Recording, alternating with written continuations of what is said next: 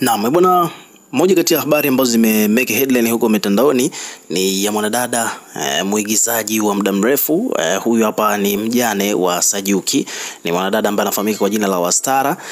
Tunafahamu kabisa kwamba Wastara bwana alikuwa katika mahusiano na Sajuki, na ni moja kati ya very inspirational stories za mapenzi ambazo watu wengi sana tulizishuhudia, kwa sababu Sajuki marehemu alipataga ajali akamgonga Wastara. Wastara akavunjika mguu, akaenda kukatwa mguu. Baada ya mguu huo kugongwa na gari na kuvunjika, alipofika hospitalini aliukata ule mguu. Kwa hiyo Wastara na mguu mmoja, so anatumia mguu mmoja na mwingine ni wa bandia.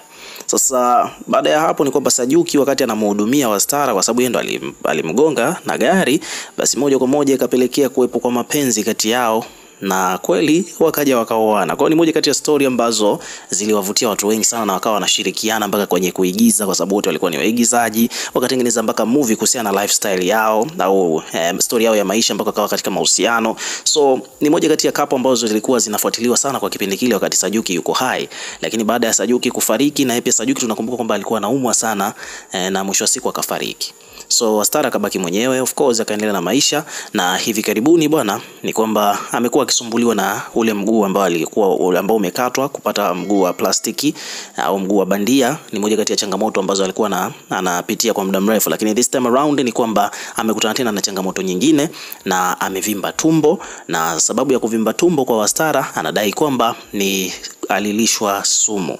Umeona kuna chakula kimemzuru, semekana kwamba kilikuwa na sumu. Kwa amekuwa akipitia matatizo mengi, kuanzia kwenye ngozi, anazimia, kuna dawa anatumia ambazo ni za gharama, lakini pia vile vile ni kwamba kikubwa zaidi ni kwamba tumbo limevimba. Kwa hiyo vyombo vya habari vimeanza kutangaza kuhusiana na hiyo habari ambayo imewagusa watu wengi.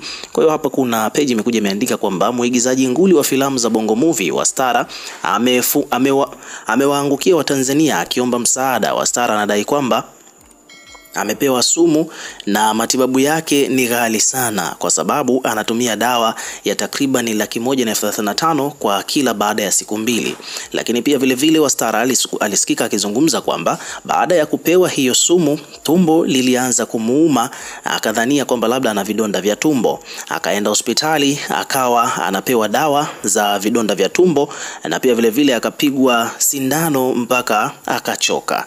Baada ya hapo ni kwamba akaanza kuzimia kama vile ana degedege, na kabla hajazimia anatokwa na mapovu mdomoni. Lakini pia kitu kingine ambacho amezungumza Wastara ni kwamba kuna muda anazimia hata siku 3 mfululizo, na hata akija akizinduka siku 2 hakuna chochote anachokifahamu, yani hajui chochote kinachoendelea wala kumtambua mtu yoyote wa karibu yake.